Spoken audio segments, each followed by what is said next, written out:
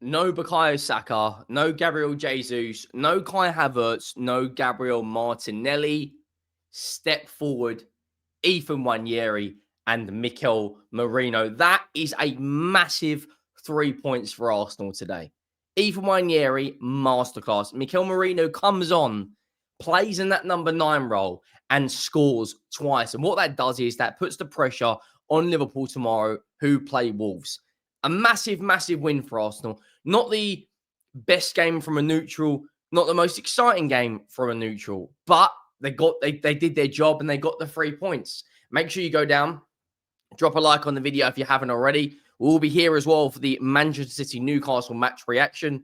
Make sure you hit that subscribe button. We're steamrolling our way towards 50,000 subscribers. 90% of you who watch the content are not subscribed. So go down and hit that subscribe button. What are you waiting for? We are just over 500 from 45k. Leicester 0, Arsenal 2. And we need to speak about Ethan Nwaneri because every time I watch him play, he surprises me with, he adds something to his game. He can go on the outside, can go on the inside. That left foot is deadly. The cross, he's the only one today that actually looked like creating something for Arsenal. I want to bring up the lineup that they played. And here it is. You know, David Raya, Lewis-Skelly, Gabriel, Saliba, Timber, a very, very, very strong back four. Declan Rice, who was making a lot of those advanced number 8 attacking runs. He got into the final third a number of times with some decent runs and a few, you know, good bits of play from him. Thomas Partey.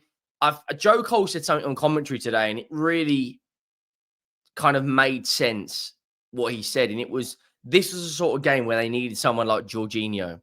Better range of pass than Partey. That defense was, Jamie Vardy was the only one that was really going to create anything from this Leicester side. And maybe who's the other player they've got on the bench? Mavididi, yeah.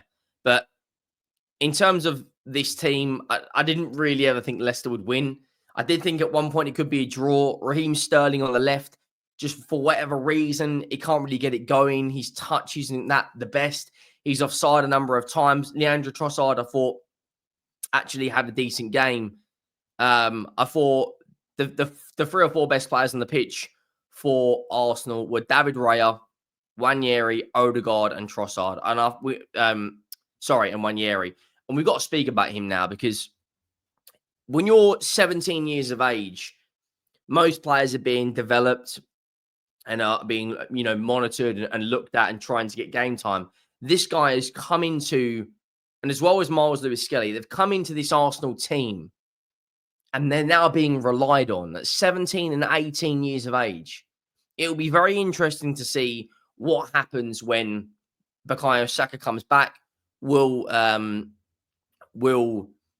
Nwaneri get a huge amount of game time?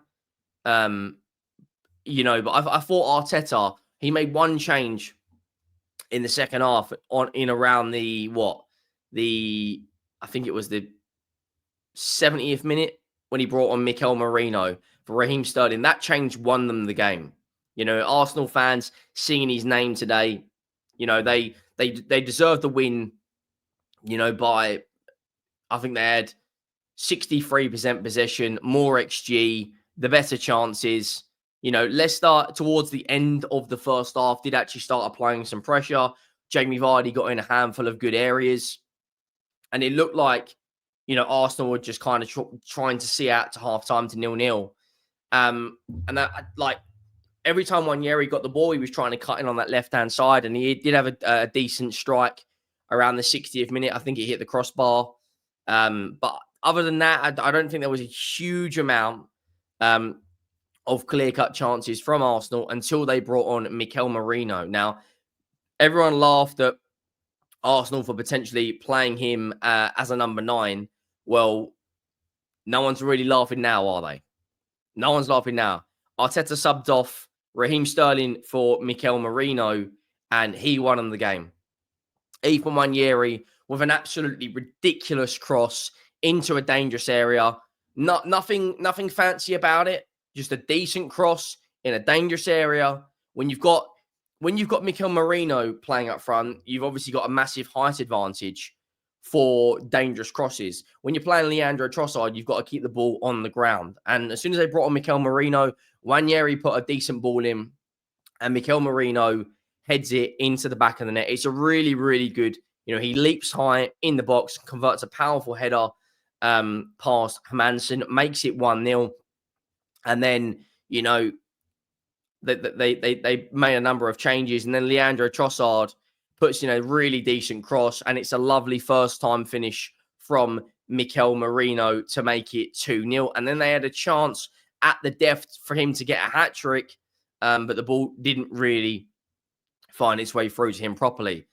But Nwaneri, Mikel Merino, absolutely incredible today. Those two players won Arsenal that match.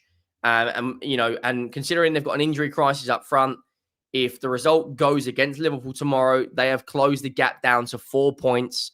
They've only lost 2 games this season, scored 51 goals, which is absolutely insane. Only Liverpool have scored more. And they are in a really, really good position right now, in terms of their points. They've got games coming up, which I do expect them to still win, even with these injuries. But there are some games coming up where they are really going to be tested. Nottingham Forest away, Manchester United away, Chelsea, Fulham, Everton away, Brentford. They have not got easy fixtures coming up, but they did the job today. In terms of the match stats, Arsenal completely dominated, more shots on target, more possession, higher passing accuracy, more corners. Only one team deserved to win that game today, and that was Arsenal. But you have to give huge credit to Mikel Arteta, because he made that change. He said, during his press conference during midweek, he could play Calafiori there. He could play Mikel Merino in the 9 role. And considering they really only have 2 fit senior players, and obviously Nwaneri, who's only 17, to come away with a clean sheet, 3 points and 2 goals, I think every Arsenal fan would take that to the bank. That's a really, really good win for them. In terms of Leicester, that's now 6 home defeats in a row. I did think at one point Jamie Vardy would actually get a goal. I thought, he's a bit of a thorn in Arsenal's side. He scored more goals against Arsenal than any other team in the Premier League. And at 38, 39, whatever he is, he still is a very good player. But, with Saliba and Gabriel, he's not going to physically match them. He's got to be a lot more of an intelligent player now to try and, I guess, be a bit of a fox in the box sort of player. But fair play. He's still doing his thing. He's still performing. And hopefully, I can't stand Jamie Vardy. I was about to say I wish him all the best. But look, in terms of the Premier League title race, it goes into another week where Arsenal have won. And when you look at their recent results, other than the Newcastle slip up in the cup, they battered Manchester City. They beat Wolves 1-0 away. They beat Spurs. They drew with Villa. They beat Brentford. They beat Brighton. They are actually on really good form. It's just how are they going to get on in these bigger games? Nottingham Forest, I think, is going to be the ultimate test, because they are a really good side. They've got pace out wide in Hudson-Odoi and Elanga. They've got a good number 9 in Chris Wood. They're really strong defensively. They don't concede too many goals at home. And it's going to be interesting to see how they deal with Nottingham Forest. If they go to Nottingham Forest and come away with 3 points, I think that will be, an absolutely massive win. But look, fair play to Arsenal. Mikel Merino on for that first time finish from Trossard's pass was absolutely insane. And it's a bullet header, and he scored 2 goals in his first 27 games as an Arsenal player. He's just scored 2 goals today, and that's 4 goals for him. Arsenal fans will be hoping that he can try and continue this. They get Martinelli back next month, and then they get Saka back, at the end of March. If they can get through that time period with decent results, then I think they'll push Liverpool all the way. I'm still backing Liverpool to go out there and, win this league title. I think they've got, the best firepower out of any team in the league. But we'll have to wait and see what's going to happen. Make sure you drop a like. Make sure you hit that subscribe button. I am out.